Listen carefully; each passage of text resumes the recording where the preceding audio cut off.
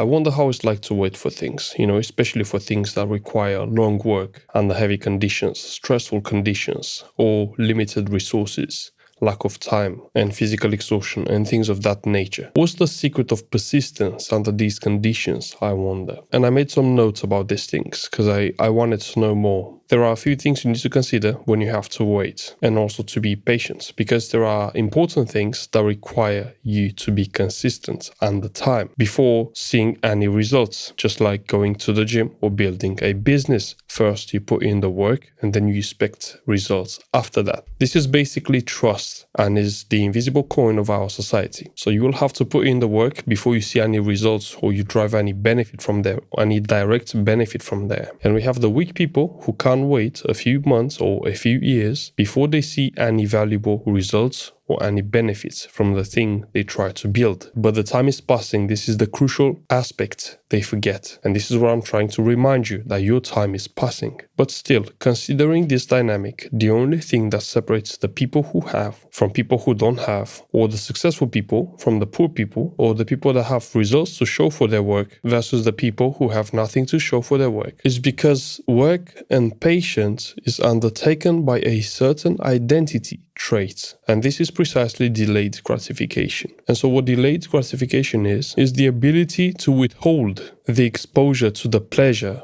or the reward at the expense of having to wait for that reward or having to put in the work. The best analogy I would use is somebody wearing a fake Rolex versus somebody who's actually having the Rolex. They don't want to put in the work, but they want to show off, and they want the appreciation and respect and all that comes with a watch. That's simply what delayed gratification shows. It shows discipline, it shows self-respect, not lying to oneself, and it shows some more than that. So what you want to do, how you want to go about this, is first of all, never lie to yourself. I want you to understand this. Write it down. If you suffer from impatience or anything of that nature, if you want the reward, who you're lying to when you're actually taking the shortcut, because there's nobody else there but yourself, and you're lying to yourself. I want you to consider this every time you show yourself impatience. In my opinion, this discipline or delayed gratification comes from your childhood and your upbringing in your family. If you had no discipline in there, if there were no rules, no things to be respected, or at least for you to have a role model so you can see what work and what results mean and are, then it's hard for you to have a reference later on for your subconscious mind, for the identity you will ultimately become. And this obviously compounds in the unconscious and will give birth only to undesired behavior without knowing the real cause. We're trying to fix effects when instead the cause has been long forgotten. And if you've had a bad upbringing, what's left to be done for yourself is to take conscious control of your unconscious behavior, actions, and identity. With other words, we're talking about who you are when you don't consciously know what you do. Who's the person eating? Who's the person going out? Who's the person chatting bullshit with your friends? Who's the person playing games? What character inside of you is writing that? What character inside of you dresses like that, smokes that, sings like that, or whatever thing you do in your daily activity. You want to take conscious control of your unconscious habits. This is the first thing I want to make you aware of. Have a closer look at yourself, what you do unconsciously, and you'll be astounded by how much you can see and be able to transform after that, slowly with baby steps. But of course, this requires courage, because not many people are willing to look into the thing they're afraid of, especially impatient people, and then after that, seeing what needs to be done, having to do the work. Long story short, let's jump into part 1. Which is understanding the nature of the task and having to be patient. What you need to understand here is number 1, you have triggers, which is uncertainty, urgency, and brain creates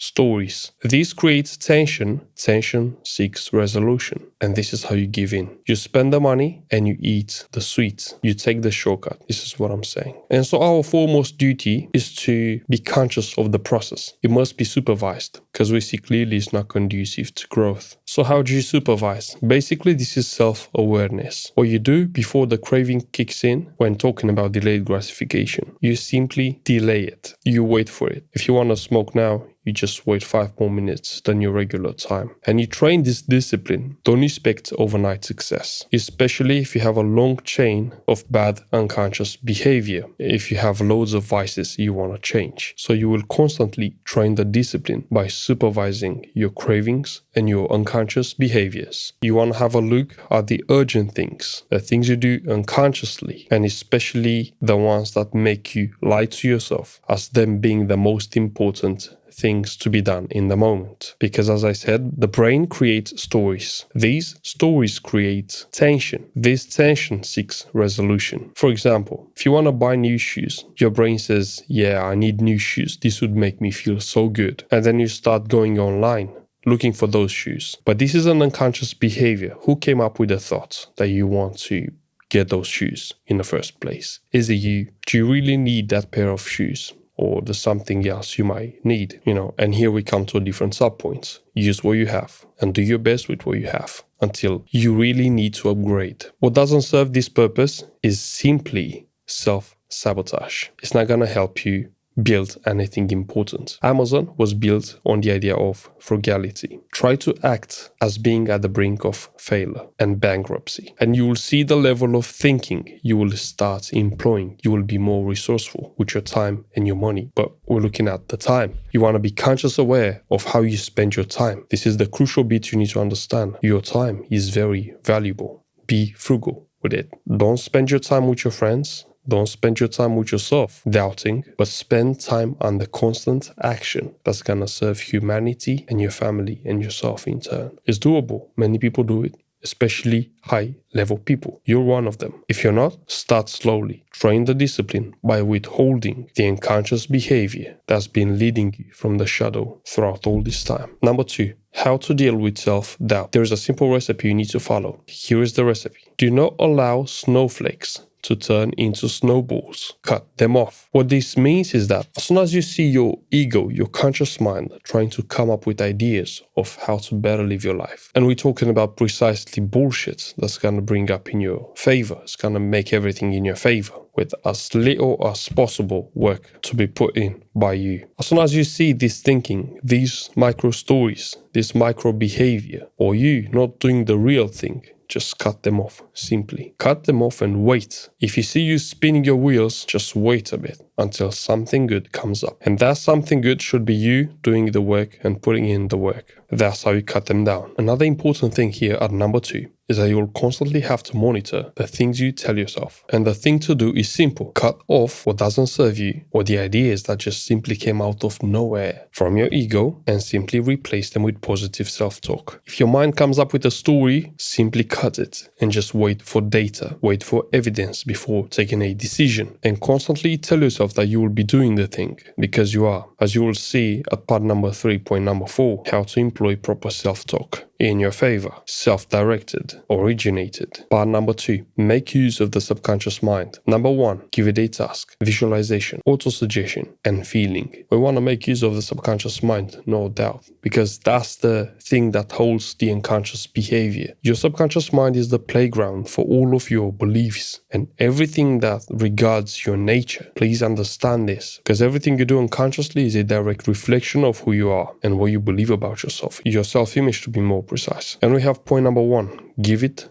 a task. At this point, you want to employ visualization. You want to visualize your goals day in and day out. Here's the best protocol for doing this properly. Write on a piece of paper what you want most, what you want to achieve, and direct this power to be at your will every time you need it. It will be at your will every time you need it, because it's a goal-seeking mechanism. It's like a fertile soil, and it's gonna grow any kind of seed you put in, either consciously or unconsciously, either put in there by somebody else or by you through suggestion and auto-suggestion. So write on a piece of paper your goals and everything you want to achieve, about 6 things in total, not more, because that's enough, but put the things you want most in there. And remember, put the things that you want, the identity you want to become to achieve those things. This visualization paired with auto-suggestion will give you a feeling. You want to maintain this feeling because this is the magnetic pole that's going to attract everything around you, to your best interest, to your highest good, and precisely to get you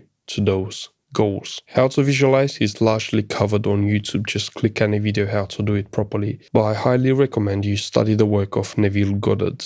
So you basically write on that piece of paper the auto-suggestion, put your name, I, Jack, for example, own blah blah blah, have blah blah blah. And I highly suggest you don't use any dates because you're not smart enough. So just let the universe and divine timing bring you at the right time, the right things, and under the right circumstances, the thing you want most. Because you don't want the thing, you want the feeling that thing will be giving you. So aim for the feeling when you do the auto-suggestion and visualization. So you read from that piece of paper and then you visualize as you read. So you read and then you close your eyes, you visualize, you begin to feel, and you just spend 2 minutes in there. From 2 to 4 minutes is best to spend on each desire or to spend on each goal you have. And you do it in the morning and before you go to sleep, the last thing you do. Number 2, have values that will make you go through hardship. We want to become the identity with those values. What values are things you believe in very badly. You believe in them so badly. And we want to cultivate precisely, in this case, the ability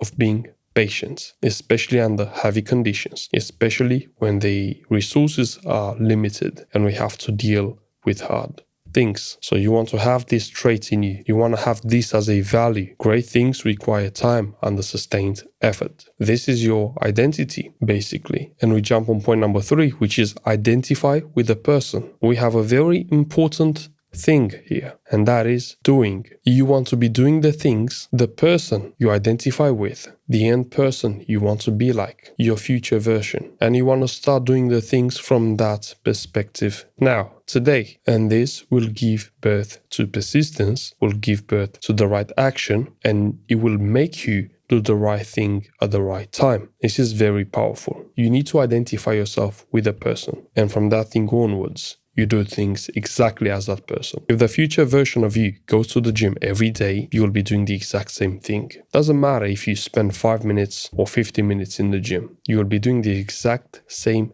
action as your future version would do. And we talk precisely about having to wait for things or being patient. And you want to take these traits and identify with that person. Because when you do this, you make use of your subconscious mind, which is going to be doing things for you unconsciously on autopilot with great ease and amazement. Just let it. Give it the direction. Establish within yourself that you will be, because you are, the person who's doing those things. Tell yourself in the mirror, but really feel it. By the way, read The Magic of Believing, which says how to do this properly. Arnold Schwarzenegger highly recommends this book as well. He said that it really changed his life. It's written by Claude M. Bristol. So identify with the person and really do those things. Wait and work while you wait. It will be worth it. And number 4 here, we have take on new core beliefs. How do you take on beliefs? You simply analyze your unconscious behavior as I ask you to notice the triggers, and they will reflect what you believe about things. And then you simply decide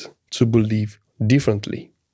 The way to sustain this decision is to come up with evidence for that decision. As simple as that. A frame of reference would be, if the older version of you would not go to the gym, then the new one is going because this is who you are. We act precisely at the identity level because we're talking about core beliefs. You do things like you love them, hard things. And this includes, in our case, waiting when you really have to wait, to save the money, to take proper decisions, to work long hours on the thing you like, and to build something really meaningful and valuable. But never back down and try to change your beliefs. Try to decide more often that things are in your favor. Try to decide to see a different behavior in your actions, but don't deceive yourself. Just be honest, be a man, be direct, have a clear course of action, and never back down. Don't give up on these things. You want to decide and then pursue that decision with all the possible evidence from the past and from the future, where this is the only time where you can allow your ego to come up with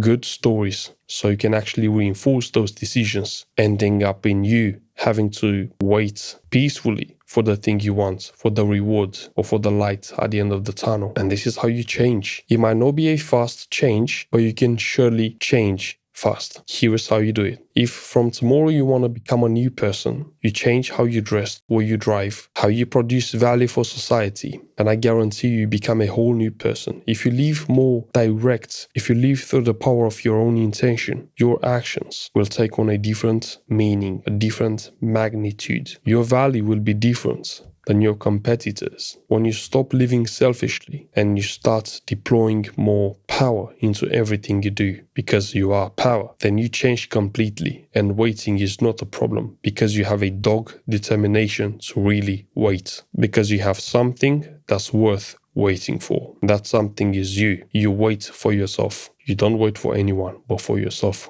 Remember, when you have to cultivate patience, remember that this patience is in your favor. Why would you want to trade the only person you go to sleep and you wake up with? Never do that. Don't do it. Stop doing it if you do it. You can always change and do it now. There's no other better time than when you see this message and you really start employing this discipline, this new way of being. Part number 3, be committed. As soon as you start waiting, you gotta be committed till the end. There is no other option. I'm gonna help you with a few tips to be committed in everything important you undertake. Being committed means finishing the things you start. And we have point number 1, breaking down bigger goals. And here we have do daily the task you hate. A very good book on this I highly suggest you read is Eat That Frog by Brian Tracy. It suggests starting with the hardest task you have for the day, calling the most annoying customer, doing that report, making the video, like really anything that sits at the top of the list of priorities needs to be done first. Precisely what moves the needle. How to break down bigger goals. You take a bigger goal, you see what you have to do daily, for example. You take the cost of a product, you check how many sales you want to make to hit the target,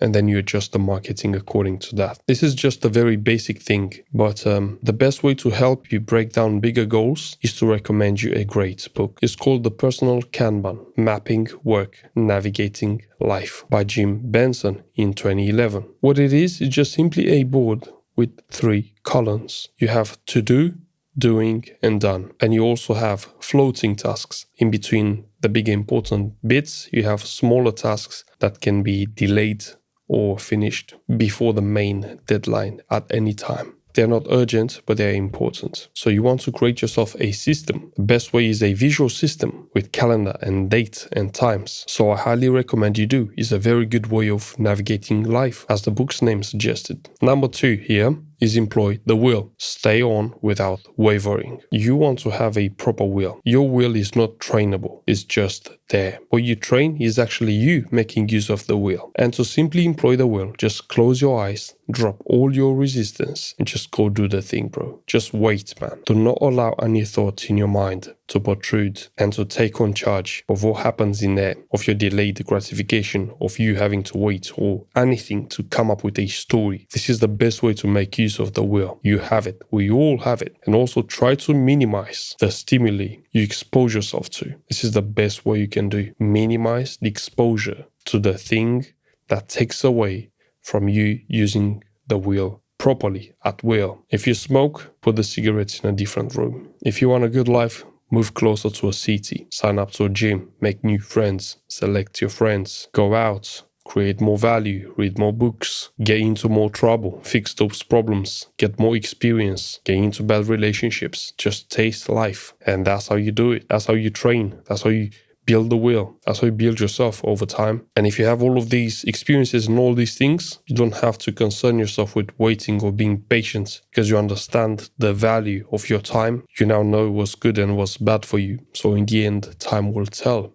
With experience, of course. But, time does not equal experience. Remember this. It will always be like that. So employ the will and stay on without wavering. Get more experience at this point, I would say, because you will need to employ the will under these experiences. What kind of experiences? Precisely things that will require you to be persistent, like building your body, writing a book, building yourself, looking after yourself and your family, thinking differently, being open-minded on purpose to things you dislike, just because you're training the discipline, you're training the will, like taking cold shower, reading something you don't like, and you will be training yourself to wait, and you'll keep waiting. And at the end, People will only see the results, but they will never see the process and what you've been through. And this is beauty for me. They don't have to see, and you don't compare yourself to them. You don't want to show anything to anyone. Just want to keep it secret, keep it under the cover, and just walk your way, man. Just walk your way. Number 3, understand